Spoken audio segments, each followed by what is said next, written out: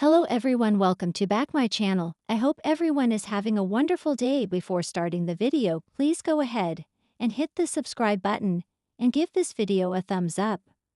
Maria and Tessa are relieved when they arrive at Sharon's house and find Faith there. Guards surround the house. Faith is in a panic about their mom never showing up at society. Maria assures her they are all concerned but can't leap to any conclusions and must stay calm. Something is wrong, Faith insists. She rushes around the room spinning the worst-case scenarios and lashing out about how they have failed to protect Sharon.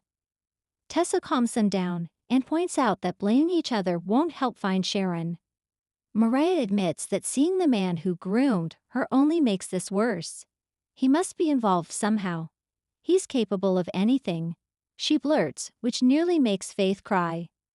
Tessa says he doesn't sound like the type of person who would pop up to save her life. What a crazy coincidence, Maria says, demanding to know every detail of what happened. They sit together and Tessa admits it's all kind of a blur. Ian showed up and tried making a reservation for two. She was lightheaded. Eating didn't help, so she went out for air, and that's when she started gasping. The next thing she knew, Ian was there with an inhaler, and he helped her breathe again. Lucky for Tessa, comments Faith. This all sounds a little too convenient to Maria. Tessa wonders if the gasping was just a panic attack, but her wife is sure that this was not just a random act. Maybe Ian saved her life to show her that he's a changed man? He does sound kind of religious, says Faith. Maria is sure there is an agenda at play, but she couldn't even begin to guess what it is. The only thing they know is that Ian is there and Sharon is gone. If those things are connected, her mom is genuinely in trouble. Jordan returns to her room at the Red Door Motel and assures Ian that Sharon is safely hidden in the car. He won't be satisfied until she's disposed of. Ward reminds her it needs to look like she was driven off the road into a watery grave. The key is that it looks like poetic justice for what she did to Heather. That's how they can pin this on Phyllis. After he has a drink, Jordan announces she won't do any more jobs for him until he starts reciprocating. He reminds her that he got her out of prison. Her lack of gratitude about that is annoying him. Jordan wonders how many more bodies they have to pile up before she gets her part of their quid pro quo. Sitting down, Ian urges her to have some faith. They are almost there. He could feel that when he saw Maria's face. That's the same way she felt when she saw Claire again. He's hopeful they will win back Maria and Claire's affection. But if they can't, they will have to punish them for the pain they caused them. Leaning in, she reminds them they had an arrangement. Crisscross, Ian, crisscross, she says. Cole is deep in thought as he sits at the bar in the Neil Winters Jazz Lounge. Victoria strolls in and wonders why he escaped their suite, filled with champagne and caviar. He's really glad that she's feeling great, and explains he couldn't sleep so he came down for a nightcap. She joins him and he's glad she's awake because he could use her advice. Her father's offer for him to head up Newman Publishing is what has him up. He's flattered by the offer since it's a dream job for him. Being able to work in literature and edit is exactly what he wants. Yet he's hesitant. She asks why he is so uncertain. Cole admits he's leaning towards turning it down. Victoria doesn't understand. He explains the whole corporate thing seems toxic to him. She admits that it can be, but it can also be rewarding. He wonders how he will find time to write, and she points out he always finds time. Cole muses that it's part of who he is. The topic circles back to how hard it would be to work for her father. Being under his thumb isn't something that Cole is sure he can deal with.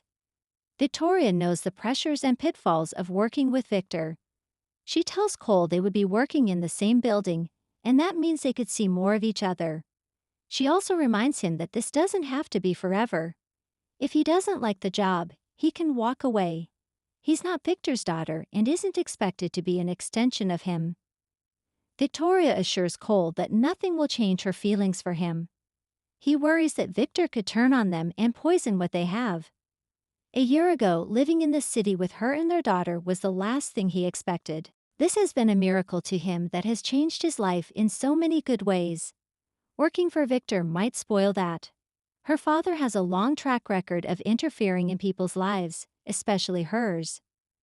Victoria assures him she's used to that and can push back when it's worth fighting for. Finding Cole again has been a miracle for her too.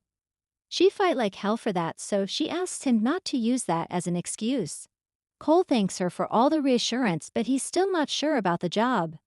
After she tells him they are a team, they start kissing until they decide it's time to take it upstairs. At the Newman Ranch, Victor and Nick instruct his security guard, Mortensen, to track down Ian. He doesn't care how many men it takes. Once they find him, they bring him to the ranch. After Mortensen exits, Nick wants to go out and search, but his father assures him that's not the thing to do. Until they know what Ian's motives are, they won't know what to do. Nick explains that Ian seemed cocky but was hiding it under repentance. This all sounds like an old con to Victor. It's a mix of ego, power, lust, and madness. That's a dangerous brew. Pacing, Nick speculates that Ian must have messed with Sharon's medications. If he could have 5 minutes alone with that guy, he could get all the answers they need. His father waves that idea away and wonders why Ian decided to come out of the shadows now.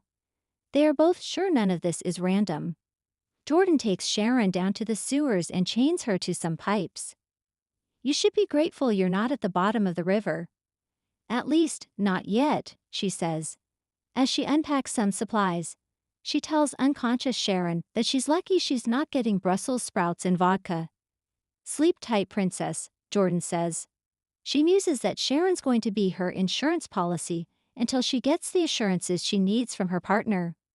Once she departs, Sharon slowly wakes up and calls for help. Back in Ian's motel room, he looks at his phone until there is a knock at the door. He looks through the peephole and sees Victor's man, Mortensen, standing there and calling for him. Mortensen brings Ian to the ranch to face the Newmans. Victor says they have been expecting him. Ward says his prayers have been answered. Victor smirks. Once he's asked to sit, Ian insists that he has been reformed and is doing penance for his crimes. Nick asks what's up with the alias. Ward explains that his name carries a lot of baggage and that got in the way of him doing God's work. He's determined to make amends, especially to Mariah. This brings out Victor's sarcasm, but Ian repeats he's determined to atone for his sins. Nick towers over him and demands to know where Sharon is.